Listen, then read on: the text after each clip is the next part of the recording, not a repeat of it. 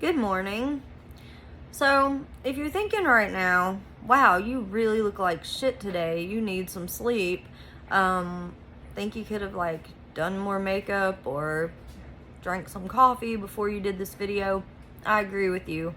But that would take away from the point of this video, which is to give you a very accurate idea of what the real sounds of nature and farm life are like. Now, far be it from me to dissuade you from buying a farm. I just think that there are some things that people aren't quite prepared for, that they don't realize it is a thing. So I'm gonna just give you an idea of why I look like this, because the first thing you need to know about a farm is we get no sleep at night. None. Ever.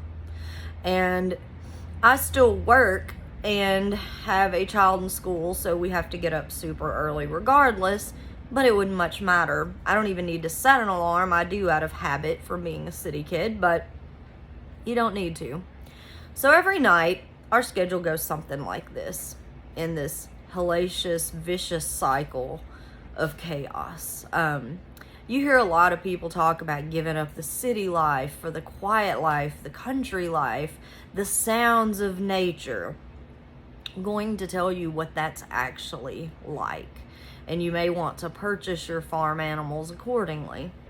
So we don't have a huge farm here, so there are probably some of you that could tell a much grander story on this, but we feed the animals, the last of the animals right at dusk, and then like normal people try to do dinner and go to bed. And that typically starts with this god-awful sound that sounds like this the minute our lights go out.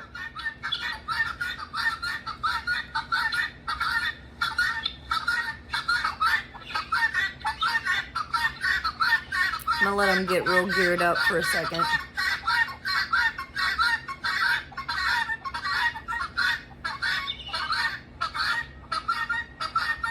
Now, I have that sound at a minimum, but that is the joyous sound of guineas. And that's not the only sound they make. But let me tell you that the minute our lights go out at night, they try to nest on our roof, nest on the porch, anywhere except out in the yard where they should be. Most people get guineas and they take off to the woods and they never see them again. We have four of the most annoying guineas on the planet. And they will not go anywhere except on our roof, our back porch rails, somewhere next to the bedroom window. And they make that over and over. And it doesn't matter how aggressively you tell them to shut up, unless you literally go outside with a broom and swing it at them with the velocity of Babe Ruth, they are not going to leave. So that's the first thing. So you go out there and you chase them with the broom, and it's annoying, but at least it's still like 10 o'clock at this point. Maybe you've just gotten out of the shower, not in bed yet. Then you have the last mating call sounds of a peacock, which I argue, even though peacocks sound weird and it's kind of scary when you haven't heard them before, they don't bother me a tenth as much as the sound those guineas make. Maybe because it's so repetitive and so shrill, but peacocks sound like they're yelling for help. So next thing you know, you hear a chorus of help, help, help, help, help, help. Can you imagine the first time you hear that? I've heard stories from people whose neighbors have called the police because they thought it was a domestic violence issue. It is a bloody bird, a bird. It's not good. It's creepy even. Still better than the guineas. But then, if you're on a farm, most likely you have cats to run off mice. We keep one cat in the house for mice. The rest of them are outside. When that lovely cat decides at night that it wishes it was outside with the other cats or goes in heat or whatever, I can't even adequately make the sound this cat makes. But when it first started, and we didn't see this cat for a year. We adopted it. I'm not making this up. We adopted this cat, and it lives under an ottoman. It made a hole and it lives in there, and it was so scared of people.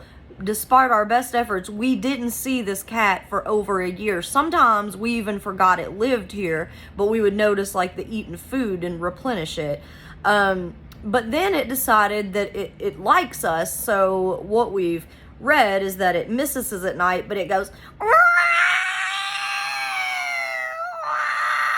over and over and over, and you scream at it and it gets better for a little while and then it picks back up.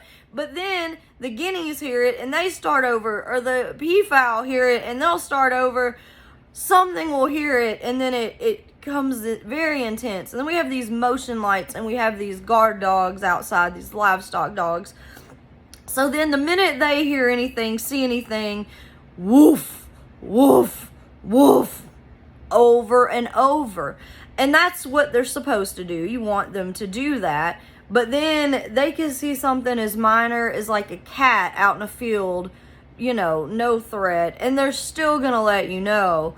And then it's, you know, and all this. Well, when that happens, you actually have to get out of bed to make sure there's not like a fox or there's not a pack of coyotes that's gotten them cornered. So you have to grab your massively powerful flashlight and run outside. This then sets off the alarm goose. And the alarm goose literally sounds like I have hit the panic button on the car alarm. Now, I've heard that not all geese sound this way. We have a Toulouse. He doesn't make this kind of noise. We have a white Chinese goose with blue eyes. His name is Frederick, and there is a hashtag out there called Shut Up Frederick, because we've said it so many times. Because the minute anything happens, a shadow, I look out the window and he knows it's me. He knows it's me. It happens every blessed night. Frederick starts to go, ark, ark, ark, ark, ark, and he runs up and down behind the house to make sure everything has heard him. He's like the Paul Revere of the goose world. It's bizarre. And then he runs into the duck pen, I guess, to make sure they're okay. So then you have this flock of crazed ducks that think like the fire drill's gone off at school, and it's quack, quack, quack, quack, quack, quack, quack, quack, quack, quack, quack, quack, but it's in a chorus because we have like 13 ducks. And so then Frederick, all proud of himself, after he's woken up the entire farm, will just go perch back down and regally, you know, look upon all of us peasants. And this doesn't happen one time. This is what you need to understand. This happens over and over and over. So we've gotten to where we kind of just ignore Frederick, but then sometimes it's like a real thing. So it's like, do I ignore Frederick this time, or is he serious? He's like the little goose that cried wolf. So then this, of course, sets the dogs back off because they know you're upset. They hear Frederick. They want to see if everything's okay. And then you grab the flashlight again, and let's say this is the third cycle of this that's now happened.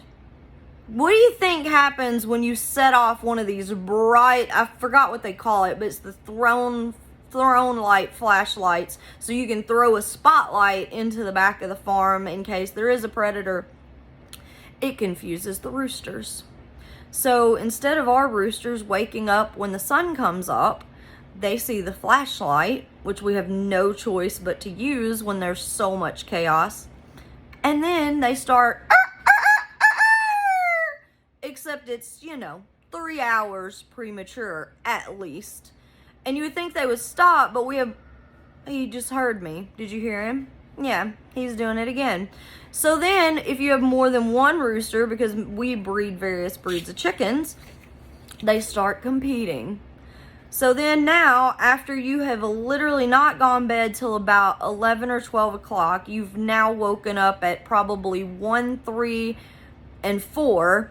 At, 3, the roosters start, and then answer, and then the funny thing is, we now have these baby roosters that I don't know if this is normal, because we raised chicks for a long time before we ever had this happen. So I don't know if it's because of all the roosters, but we have these little roosters that can't even do it yet, and they're in there going,